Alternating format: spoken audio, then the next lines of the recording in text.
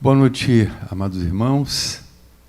A paz do Senhor seja com cada um de você.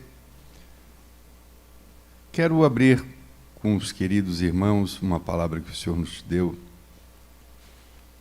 e para nela meditarmos um pouquinho. É um texto bastante conhecido, não sei se tanto pregado como conhecido, ou tão pregado como conhecido.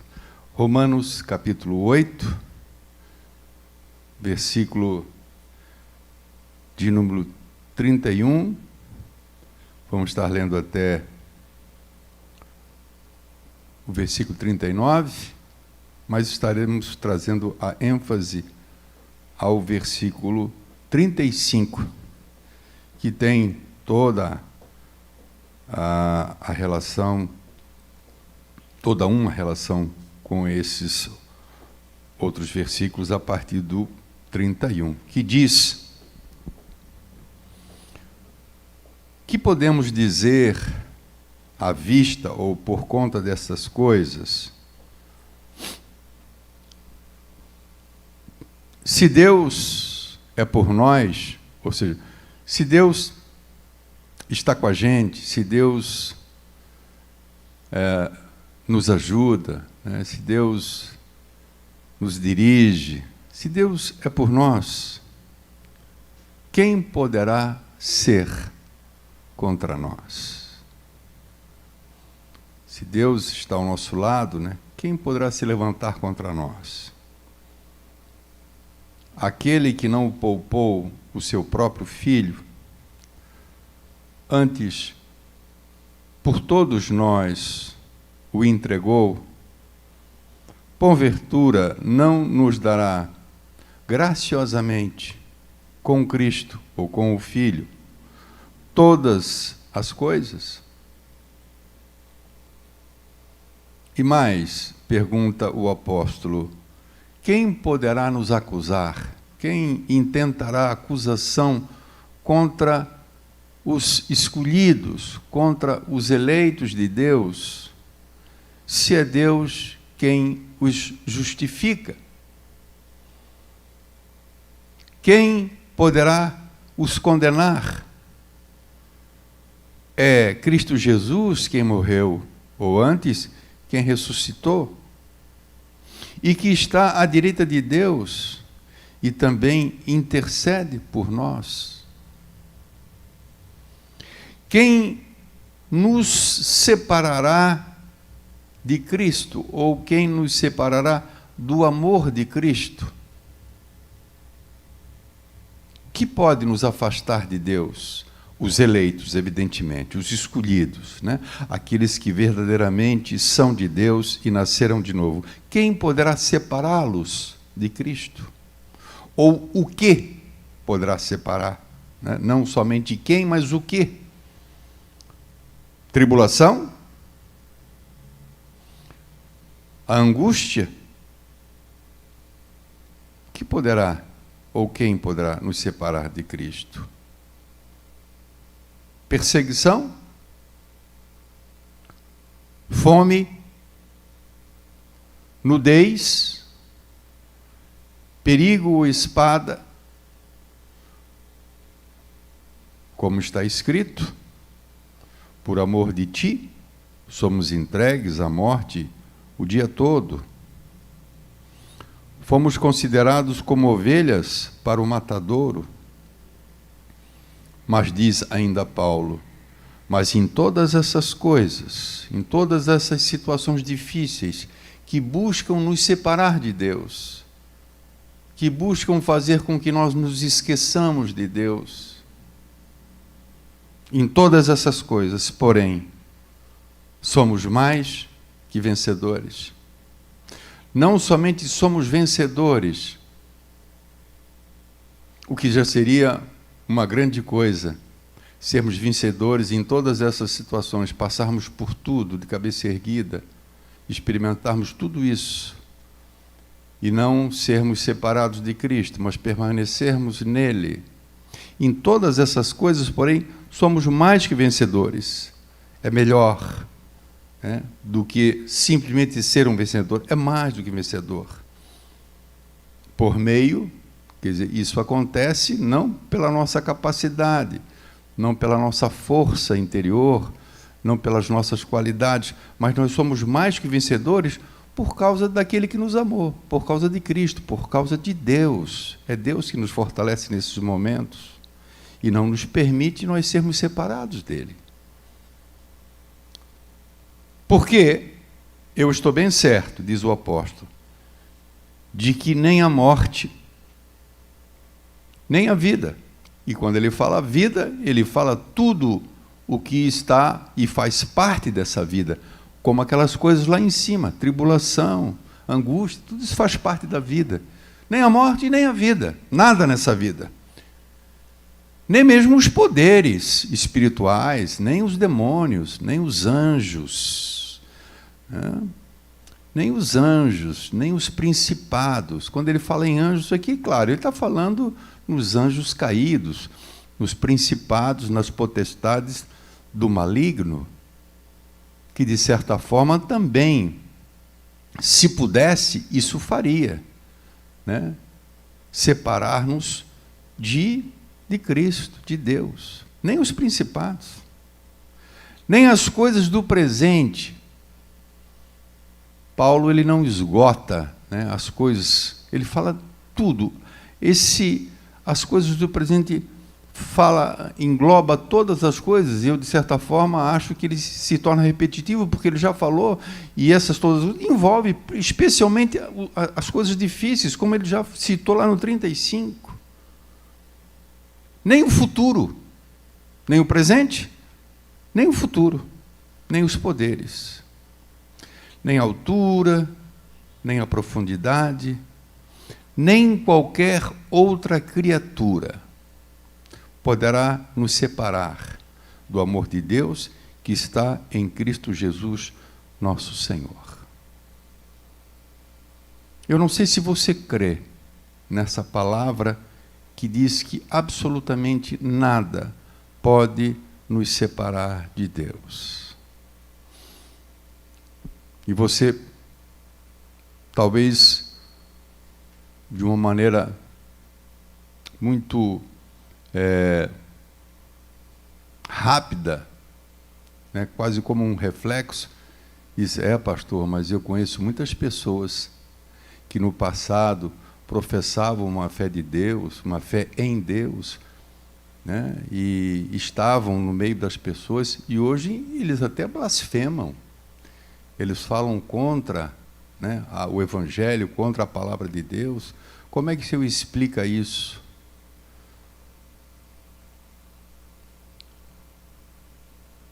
Paulo fala sobre os eleitos, né? Ele fala sobre os escolhidos. Ele não está falando por qualquer, ou a respeito de qualquer pessoa que possa eventualmente professar uma fé. Existem muitas pessoas, e aí não existe base, não existe texto bíblico que diga isso, mas isso é um dito, né, no meio evangélico, que existem pessoas que são convencidas dentro das igrejas e não estão ou não foram convertidas, né?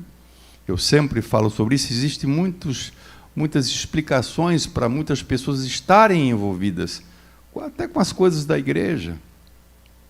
Essa palavra é uma palavra a respeito da infalibilidade, do fato de não poder perecer a aliança que um dia foi estabelecida entre mim, ou entre eu e Deus, mediada pelo sangue da cruz. Essa aliança, ela é indestrutível. Essa aliança, ela não perece. Essa união, essa ligação, nada pode desvincular uma parte da outra, ou seja, nós do Senhor. Nada pode nos separar. Absolutamente nada. Quando a gente olha para o contexto, especialmente o contexto do primeiro século, onde a igreja sofreu a sua maior perseguição, onde efetivamente a fé das pessoas era posta em prova, não para Deus, sempre digo isso, Deus não precisa provar porque Ele conhece, mas até como testemunho para o mundo, né, da fidelidade daqueles irmãos que não recuaram nem mesmo diante da morte. Por isso que Paulo diz, nem a morte pode nos separar. Porque alguém, evidentemente, que tem uma ligação superficial com Deus, se fosse posto numa prova, né, de colocar a sua vida em risco, ou a vida dos seus parentes, dos seus familiares, muitas pessoas certamente recuariam. E certamente nós estaríamos diante de uma separação, né? Na realidade, não seria nenhuma separação, porque efetivamente não houve uma ligação. Mas aos olhos humanos, né, poderíamos pensar, é aquela pessoa que de alguma maneira, de algum tempo, teve alguma ligação com as coisas de Deus e tal, mas que, diante de tamanha pressão, ele sucumbiu. A aliança estabelecida com Deus, mediada por Cristo, ela é uma aliança que não perece, ela é uma aliança infalível, até o fim. Nós permaneceremos com Ele, diferentemente das uniões, ou das ligações, ou das alianças humanas. E quando nós falamos em ligação, quando nós falamos em uniões, né, nós podemos falar de muitas coisas, e estas, sem exceção, todas, são perecíveis, ou podem se tornar perecíveis. Por mais que a gente admire o sentimento de um homem por uma mulher, e vice-versa, mas nós sabemos que essa aliança, especialmente nos nossos dias, sabemos que está muito suscetível a ser quebrada, e às vezes por pouca coisa. A aliança que nós temos com Deus, ela não é quebrada mesmo quando é posta na maior ou na pior prova possível. Por isso que Paulo apresenta o quadro mais negro, o quadro mais crítico, que poderia nos levar a uma atitude de querermos esquecer Deus, de voltar as nossas costas para Deus, abandonar Deus, abandonar a fé. Hoje, nós vivemos um tempo, talvez como nunca visto anteriormente, onde as alianças não têm nenhuma firmeza. Facilmente, as alianças se quebram. Você pode ver isso no casamento. Você pode ver isso, por exemplo, numa sociedade comercial, onde se estabelece muitas vezes uma aliança. Uma sociedade é uma aliança entre duas ou mais pessoas. E muitas vezes até são amigos que estabelecem essa aliança, uma aliança comercial, de tornarem-se sócios um do outro. E são amigos antes de serem sócios, depois se tornam sócios, e aí vêm os problemas, né? E por pouca coisa, muitas vezes, essa aliança é rompida. Por pouca coisa, por uma mera desconfiança, um mal entendido, né? E às vezes até se perde a amizade, né? Alianças políticas, nós estamos no tempo das alianças políticas, nós estamos agora em época de eleições, né? Como se estabelecem alianças? São alianças temporárias, né? Fulano hoje se diz ligado a um partido, né? Daqui a pouco ele está numa coisa totalmente diferente, que as pessoas até não creem, né? E é uma aliança, mas essas alianças, elas não perduram. E nós podíamos falar de tantas coisas, né? No âmbito das relações humanas, das alianças humanas, das ligações humanas. Tudo isso é perecível. Mas a aliança que nós temos com Deus, a aliança que Deus estabeleceu com cada um de nós, essa não pode ser quebrada. E quando eu falo sobre isso, eu falo sobre isso não porque eu penso dessa forma, mas porque a Bíblia ela está repleta de base para nos mostrar que essa aliança não é destruída. Essa separação é impossível. E quem diz isso para nós é o próprio Senhor Jesus Cristo. No Evangelho de João, no capítulo 10 e no versículo de número 27, João ele diz, a partir do versículo 27 do capítulo 10 de João, o seguinte: as minhas ovelhas ouvem a minha voz, eu as conheço, elas me seguem. Ele está falando da verdadeira igreja, a igreja que não tem uma denominação, não tem um nome, é a igreja de Jesus Cristo, que foi lavada e remida no seu sangue. Essa aliança estabelecida entre a igreja e Deus, né? Jesus disse que as minhas ovelhas ouvem a minha voz, eu as conheço. Jesus conhece as suas ovelhas. Nós não conhecemos, muitas vezes, as ovelhas de Deus. E mesmo, às vezes, até um pastor. Ele conhece. Se eu conheço. E ele está referindo-se às pessoas que realmente pertencem a ele e que seguem ele. E é a respeito dessas mesmas ovelhas que Paulo traz essa palavra.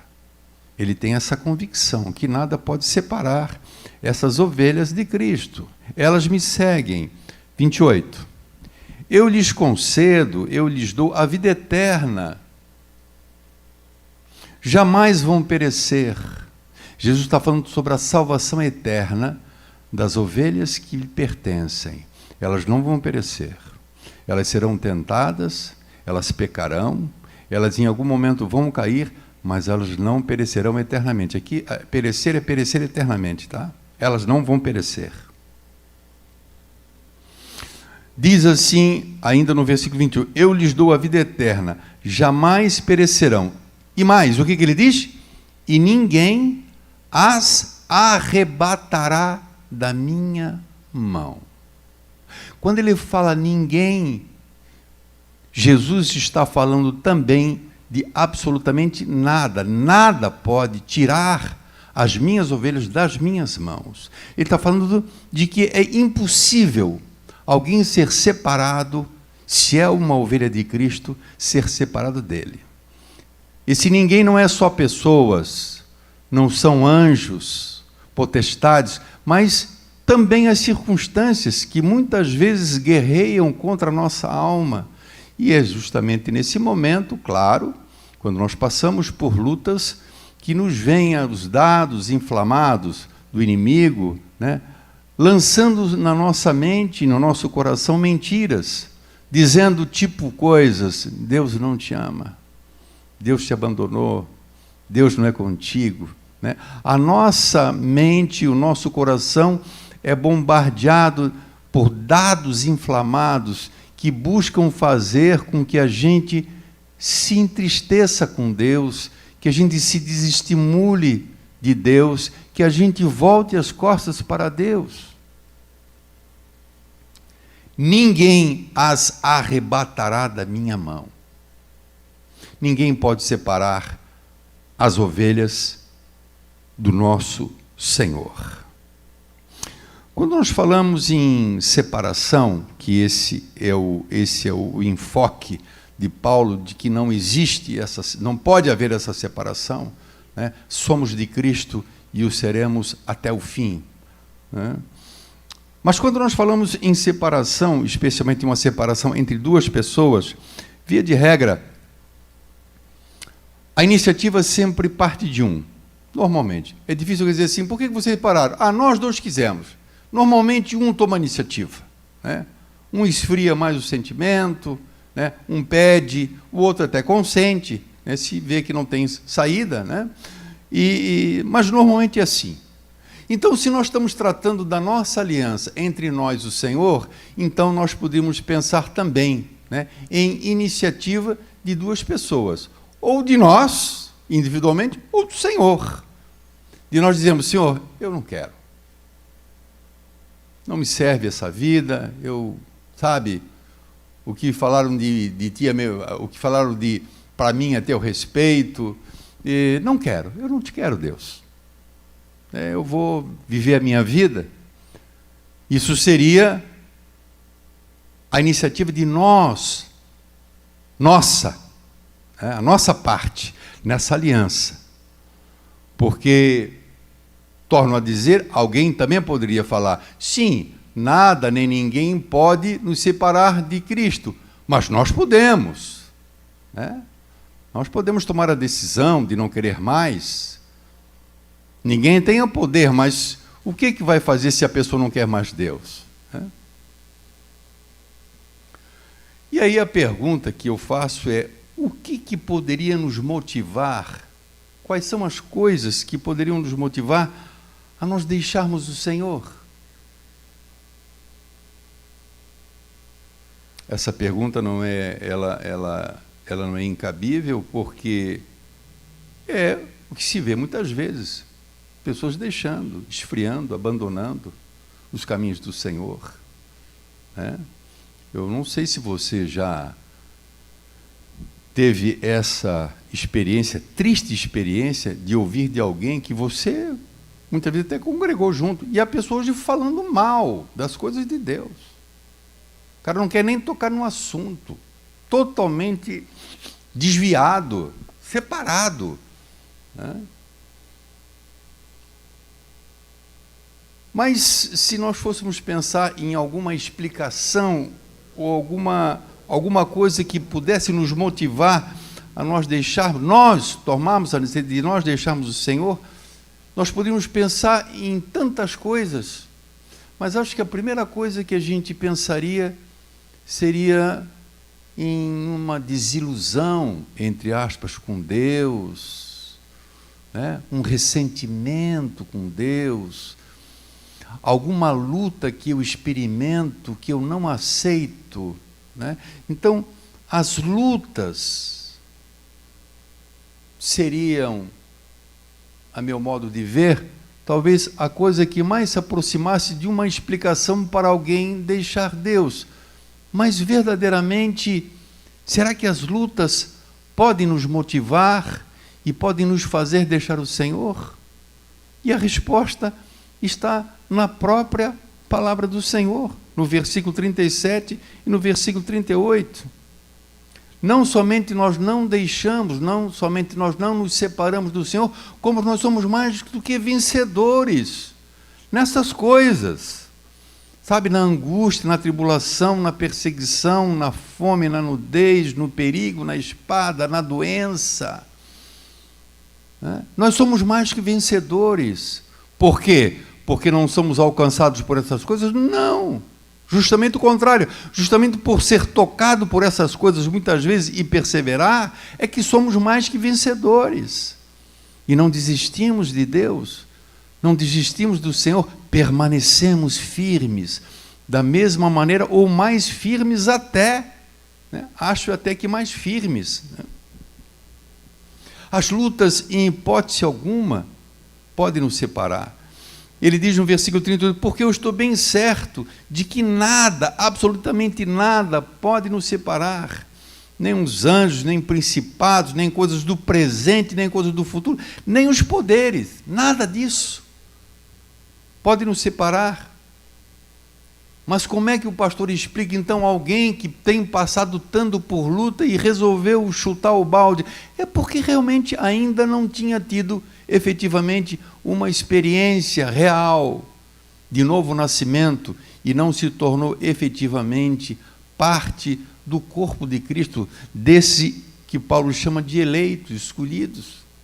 A pessoa ainda tem uma experiência, talvez uma experiência emocional, uma experiência, sabe, no âmbito das emoções, do psicológico, né, da psique, e facilmente qualquer coisa pode afastar essa pessoa. Não vou nem falar de Deus, né, da igreja.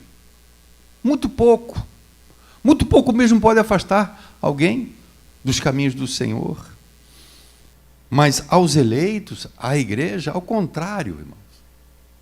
Eu quero dizer que é o contrário.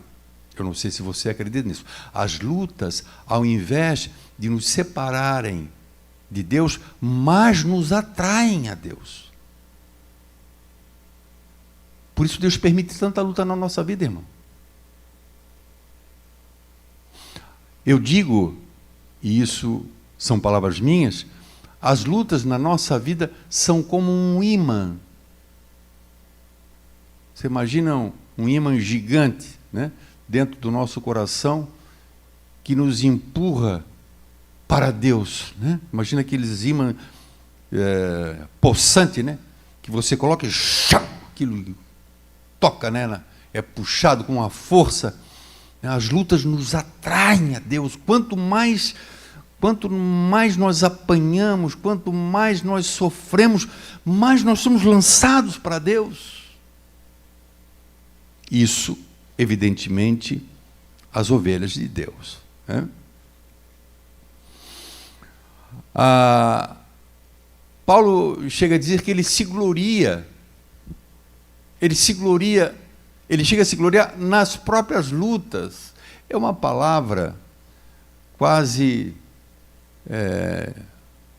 totalmente, se fosse falarmos para uma pessoa que não conhece Deus, uma palavra louca, uma palavra que é loucura, mais ou menos como o Evangelho, que é loucura para os que perecem. Porque o apóstolo Paulo, ele diz que essas coisas trazem um benefício, ele se gloria nas próprias tribulações, porque essas coisas trazem um benefício, ao invés de nos separar de Cristo, ao contrário, elas nos edificam. Nós também nos gloriamos, Romanos 5:3.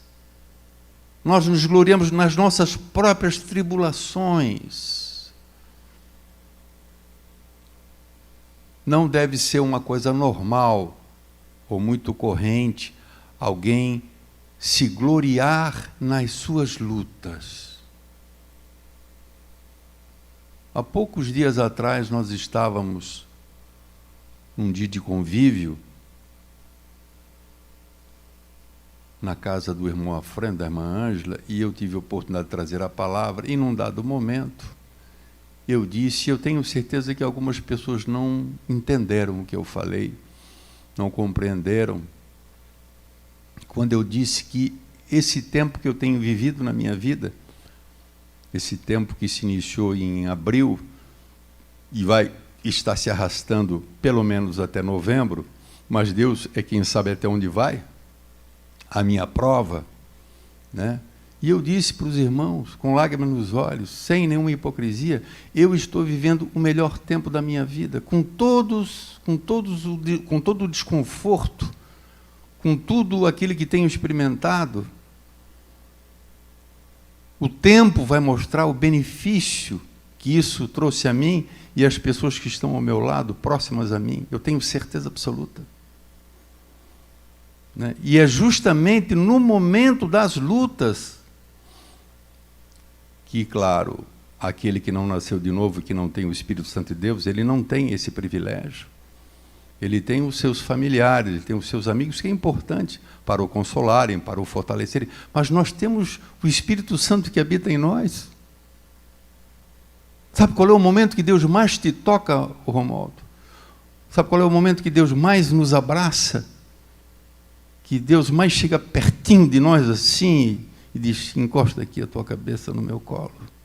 É nesse momento de luta. Como é que essas coisas vão me separar de Deus? Se é justamente nesses momentos que eu mais sinto Ele, a sua presença. As lutas, elas não podem nos separar. Então Paulo diz que ele se gloria nas próprias tribulações, sabedor de que a tribulação, ela vai produzir perseverança. E a perseverança vai produzir a experiência. E a experiência, por sua vez, vai produzir a esperança. Então, esse é o efeito benéfico das lutas na nossa vida. Essas lutas que alguém pode imaginar que seja motivo para afastar alguém de Deus. Não, nada pode nos afastar, nada pode nos separar. Para falar a verdade, eu acho muito mais fácil, presta atenção, humanamente falando, eu acho mais fácil alguém ser afastado de Deus pelas bênçãos de Deus, supostamente bênçãos de Deus, do que propriamente pelas lutas. Né? Claro, eu estou falando aqui daquele tipo de pessoa que efetivamente ainda não nasceu de novo. É mais fácil alguém esquecer Deus por causa daquilo que Deus tenha dado a ele, concedido a ele, porque se Deus concedeu, se Deus permitiu, no frigir dos ovos foi Deus. Tudo procede de Deus, irmãos. Porque se Deus não quiser, Deus... Então, só o fato de Deus permitir, isso já é uma bênção de Deus, independente de ser alguém da igreja ou não. Mas quantas pessoas, muitas vezes, que vêm para a igreja numa condição de necessidade econômica, eu cansei de ver isso. Pessoas que não eram ninguém financeiramente, eram pessoas simples, destituídas de qualquer posse, né? Muitas vezes pessoas que até dependiam da ajuda da igreja. Né? E, de repente, a igreja intercede, a igreja ora, e Deus, vamos colocar dessa forma, Deus abençoa, e a pessoa começa a prosperar. E a pessoa começa a crescer.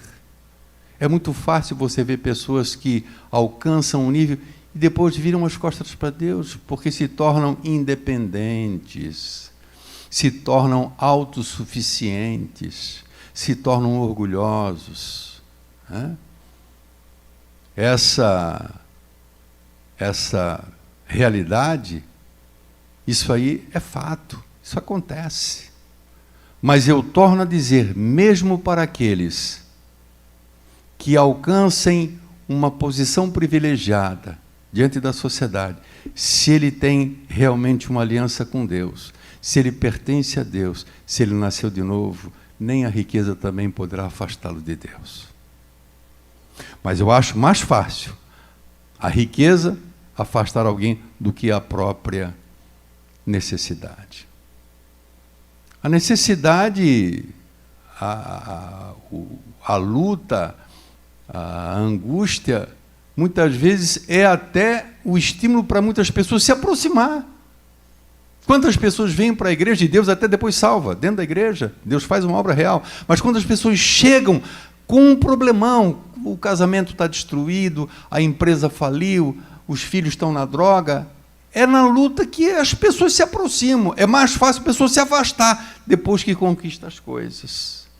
Né? Deus lamenta,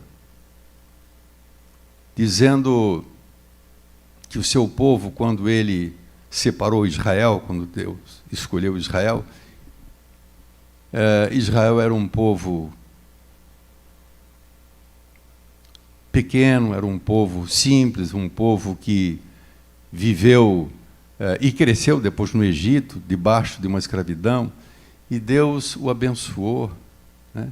E Deus fez Israel prosperar, e Deus lamenta, através do cântico de Moisés em Deuteronômio, dizendo que isso é um cântico profético, de que Israel iria enriquecer, e ele traz um exemplo como um animal, que iria engordar, iria dar coices em Deus, iria se voltar contra Deus, justamente depois de Deus conceder todas aquelas bênçãos. Né?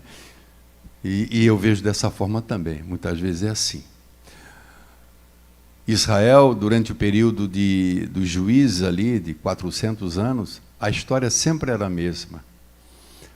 Quando Deus levantava um opressor, uma nação inimiga para judiar de Israel, de colocar um jugo pesado sobre Israel, aí o povo clamava a Deus, o povo se voltava para Deus na luta. Então a luta não afasta, ao contrário, a luta aproxima de Deus. Né? Se por um lado a gente analisa a possibilidade de nós, e vemos que não é possível, de nós tomarmos a decisão de nos afastarmos de Deus, a pergunta agora é com relação à outra parte da aliança, que é o próprio Senhor.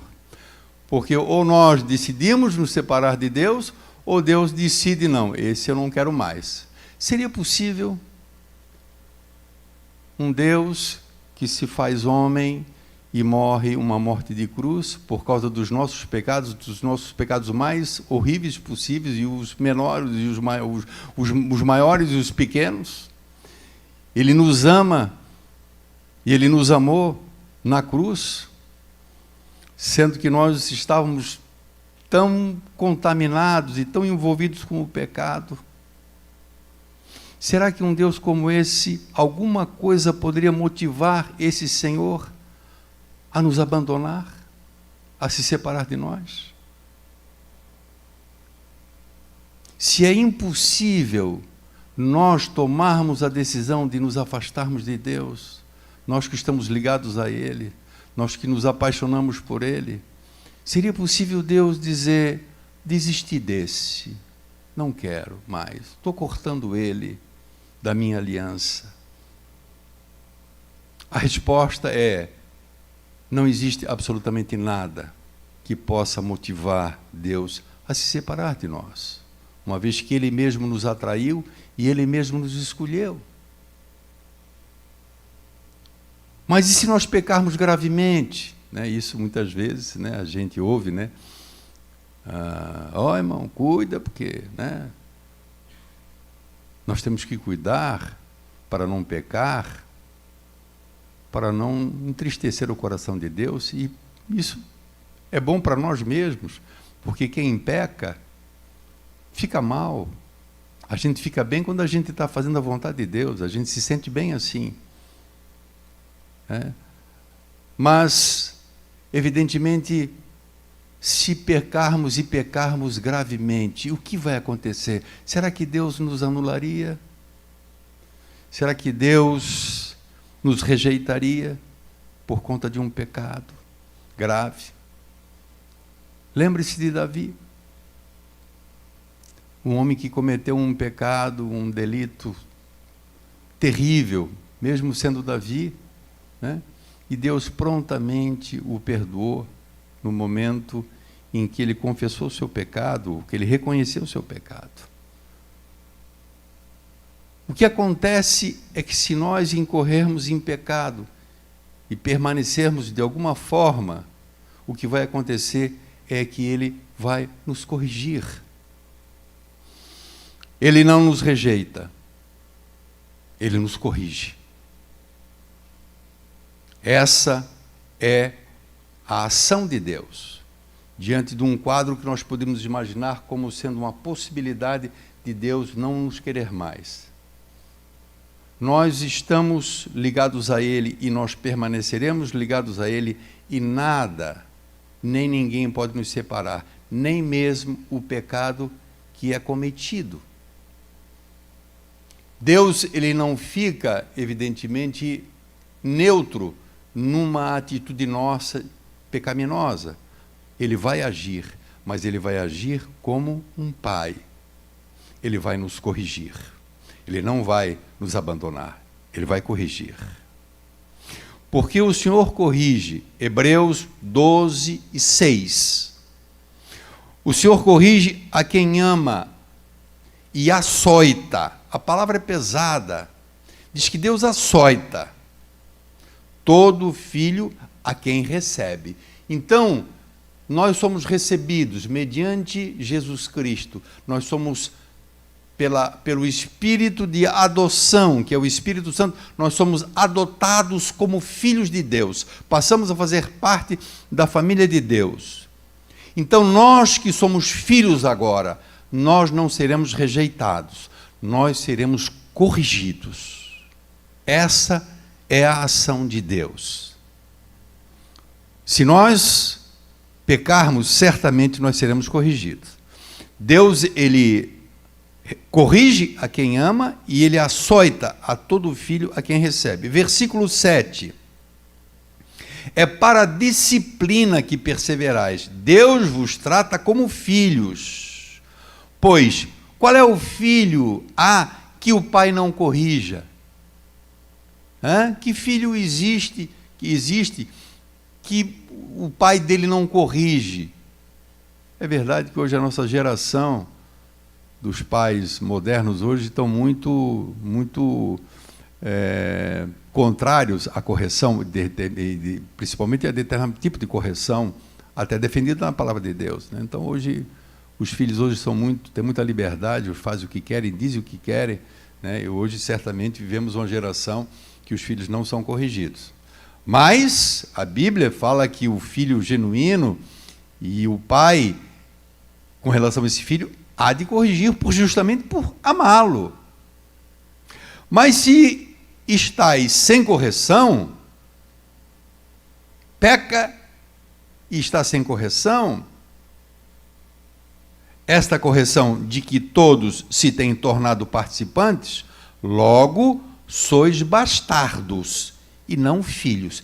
Então a condição de filho de Deus implica em ser corrigido por Deus. Sabe? Deus não diz assim, cansei desse fulano, não quero mais, estou tirando ele da minha aliança. Não, Deus vai corrigir. E Deus sabe corrigir.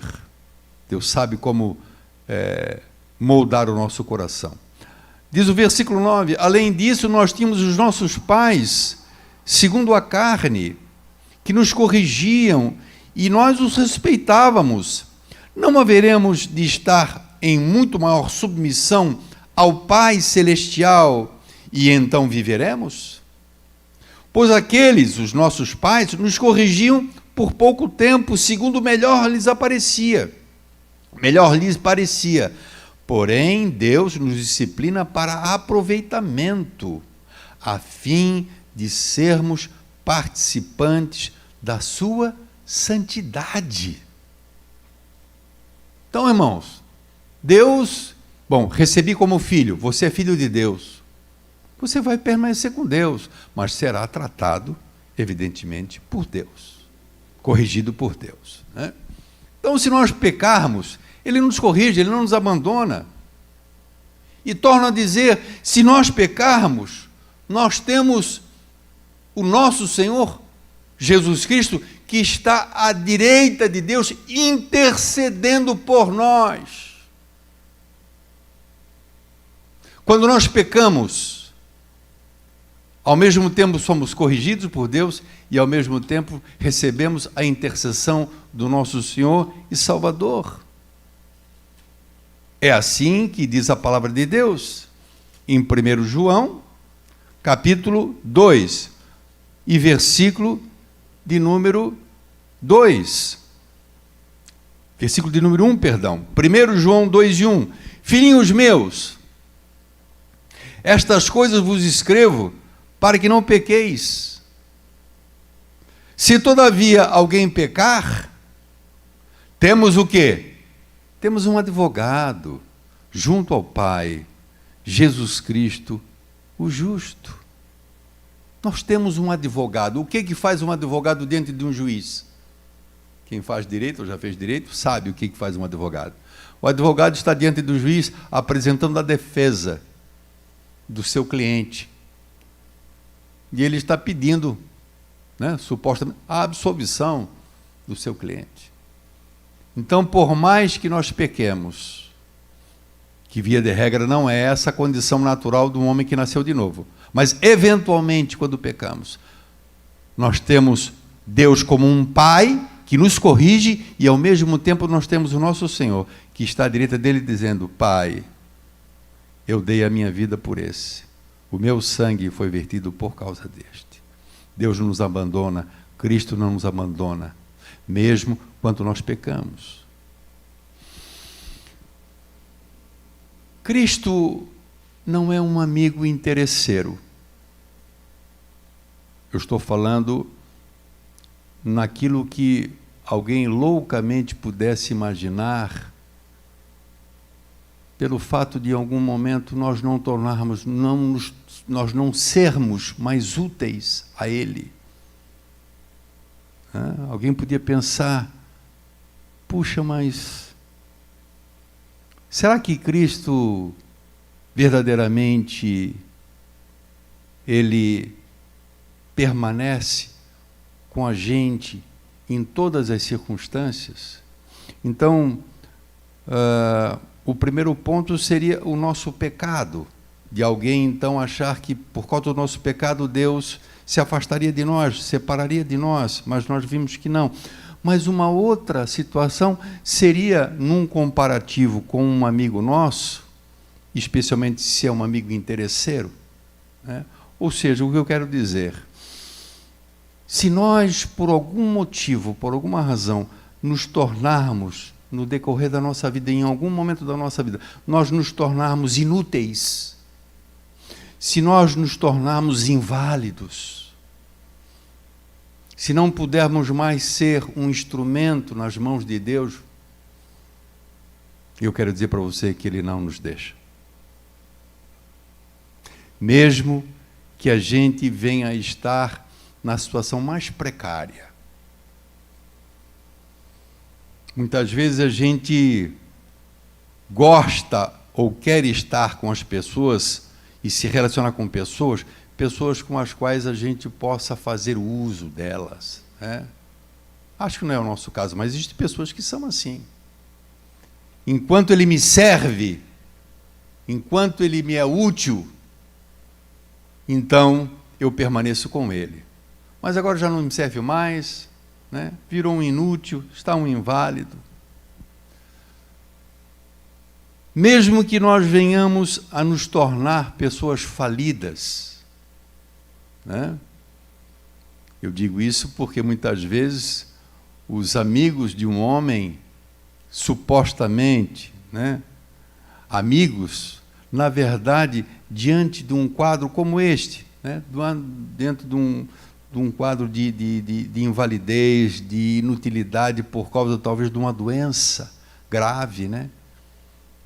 E ele se torne uma pessoa carente agora, perca tudo em função de algum motivo. Quantos amigos nesse momento se afastam? Porque na verdade tinham um interesse. Eu digo que Jesus Cristo não é um amigo interesseiro. Jesus, ele não é interesseiro.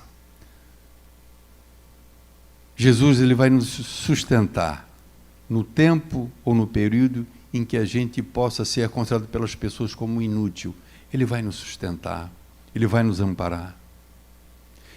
Quando faltar ou quando perdermos aquilo que conquistamos nessa vida e não tivermos mais nada, é Ele que vai nos sustentar, Ele não vai nos deixar. Cristo nos sustenta.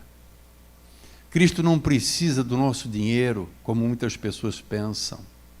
Ao contrário, o nosso dinheiro é dado por Ele. Muitas vezes, muito embora nós não reconheçamos isso.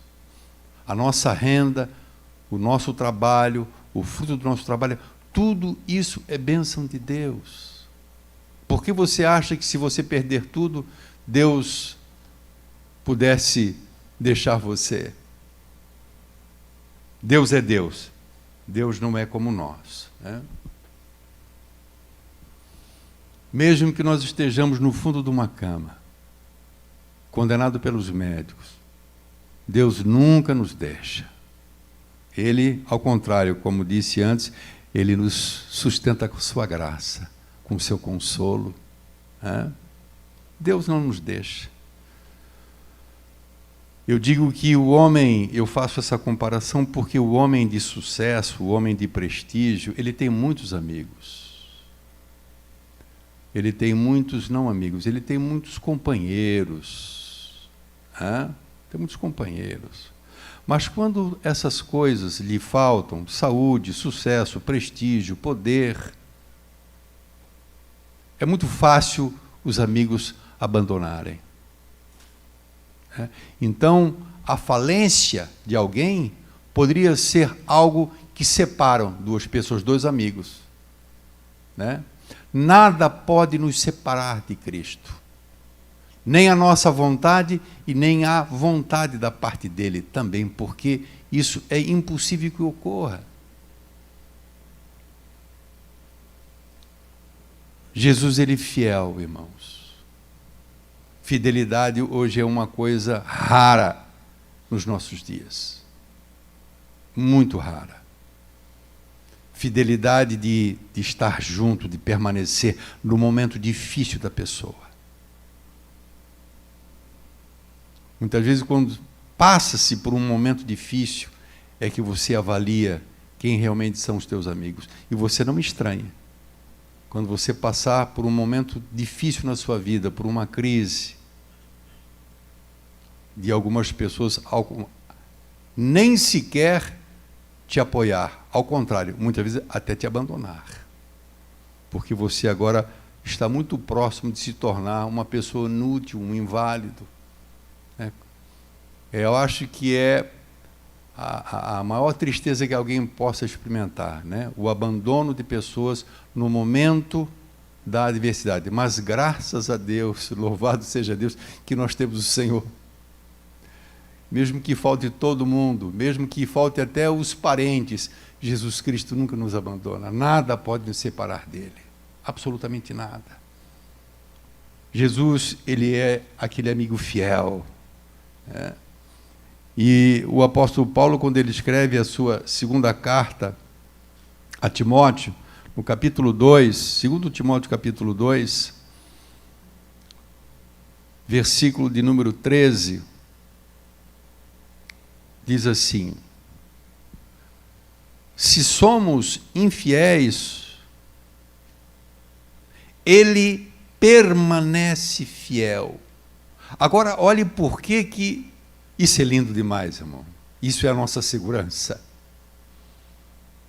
Aqui está a nossa segurança. Por que nós podemos ter essa certeza que ele permanece fiel? Porque de maneira alguma ele pode negar-se a si mesmo.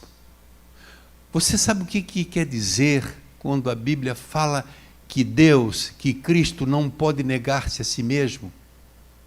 É porque fidelidade é da natureza de Deus.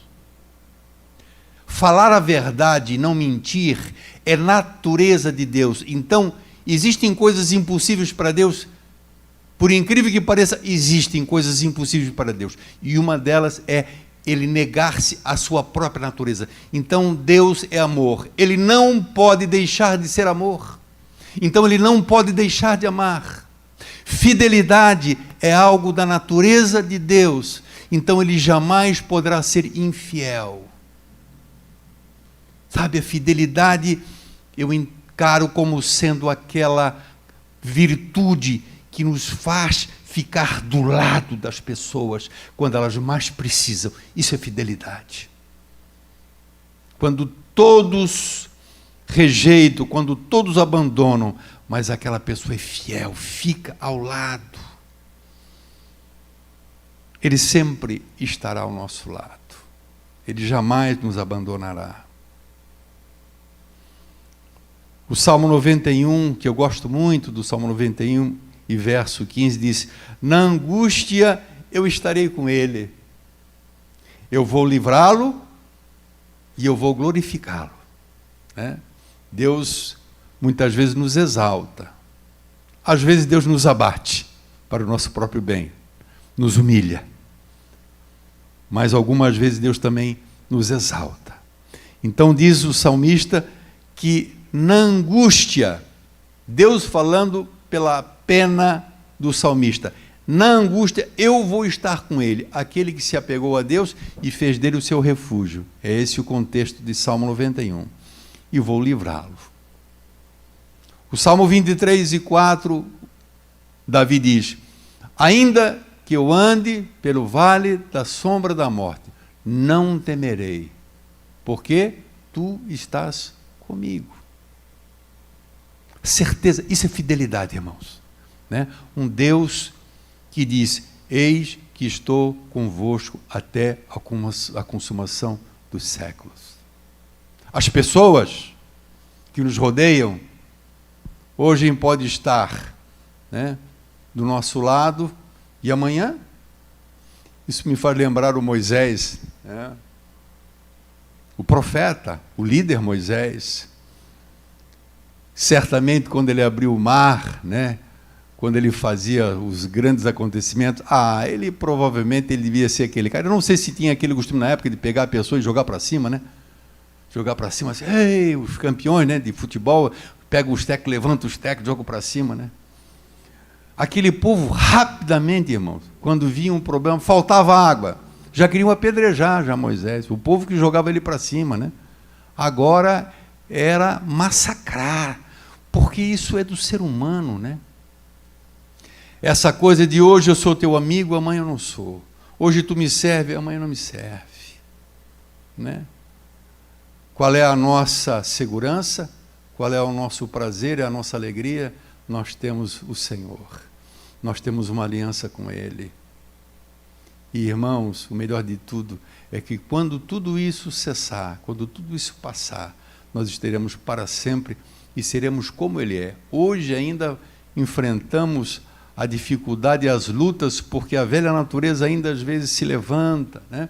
Ainda somos tentados, ainda caímos, ainda tropeçamos, mas o fato de estarmos aliançados para Ele para sempre, significa que vai chegar um momento em que tudo isso vai cessar, né? E aí nós veremos a grande recompensa de ter passado por tudo isso junto dEle.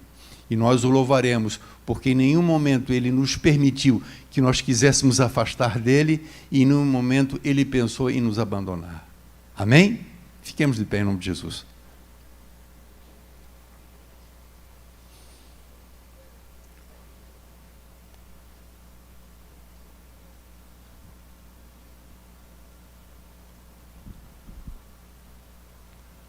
Muitas vezes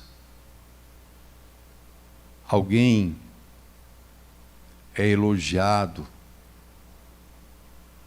pelo fato de ser perseverante, por mostrar-se aparentemente inabalável e permanecer firme, frutificando para Deus.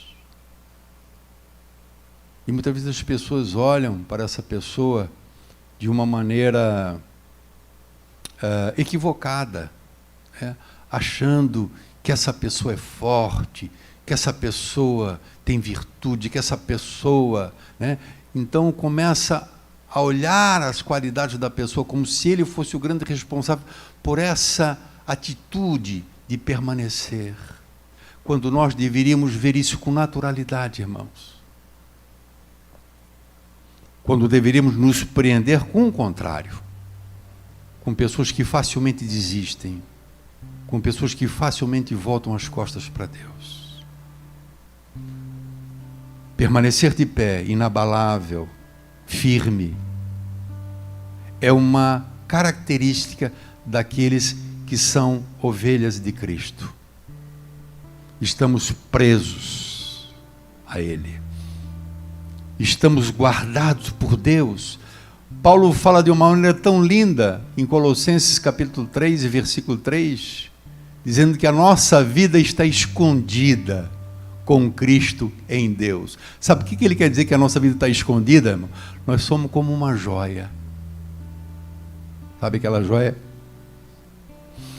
que você guarda naquele estojozinho de veludo, né? Aquela joia guardadinha dentro do cofre, onde ninguém toca, né?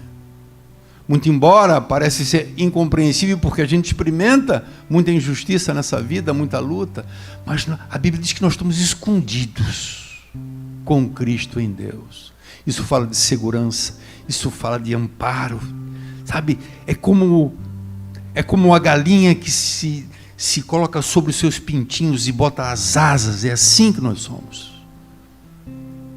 Então pode vir chuva e trovoada, pode haver tempestade, pode haver doença, pode haver tudo, nada nos afasta dele, permanecemos nele, e nada em nós o desmotiva, nada em nós o leva a se afastar de nós e separar de nós.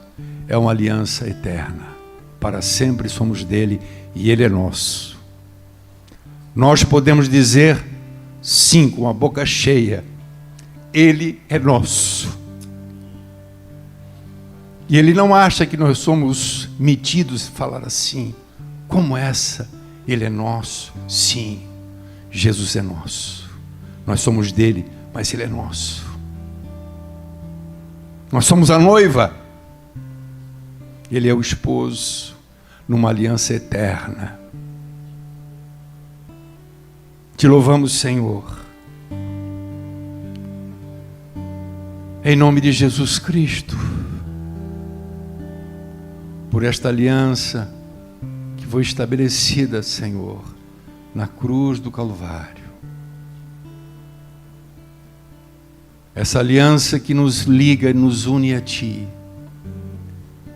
E que nada neste mundo, nada nesta vida, absolutamente nada, nem ninguém, por mais poderoso que seja, nem mesmo os principados mais poderosos da maldade, podem nos separar de Ti. É maravilhoso constatarmos a Tua presença aonde quer que a gente vá. Se estamos na nossa casa, sentimos a Tua presença tão maravilhosa. Se estamos passeando, sentimos a Tua presença maravilhosa. Se estamos num tempo de bonança em nossa vida, sentimos a Tua presença. Mas se estamos sendo provados, sentimos mais ainda a Tua presença. Estamos colados em Ti, Senhor. Estamos ligados a Ti e nada pode nos separar de Ti. E isso devemos exclusivamente, tão somente a Ti. Não fomos nós que Te escolhemos, não fomos nós que Te elegemos, foi o Senhor que nos escolheu e disse: esse é meu, e para sempre será. Eu Te agradeço, ó Pai, em nome de Jesus Cristo, por essa obra maravilhosa. Te peço, Deus, que a Tua palavra nesta noite proferida venha convencer, venha, através do Teu Espírito, haja esse convencimento, essa certeza da realidade desta palavra. Não devemos temer nada, porque pertencemos a Ti, Senhor, e como Tu mesmo disseste, ninguém pode nos arrebatar das Tuas mãos. Te peço, Senhor, que Tu venhas agir na vida daqueles que estão num momento crítico de sua vida, talvez por um momento de deserto, como dizemos, às vezes passamos por desertos espirituais, às vezes estamos um pouco desanimados, por alguma razão. Eu Te peço em nome do Senhor que o Teu Espírito Santo venha reaquecer esses corações, que esta palavra, Senhor, venha trazer vigor espiritual, que os corações sejam renovados, Deus, neste momento, pelo Teu poder exclusivamente, Pai, mas também pela influência maravilhosa e benéfica da Tua palavra proferida. Que o Senhor nos conceda esse grande privilégio de ter em nosso coração esta convicção. Olha, Pai, para aquele que está abatido.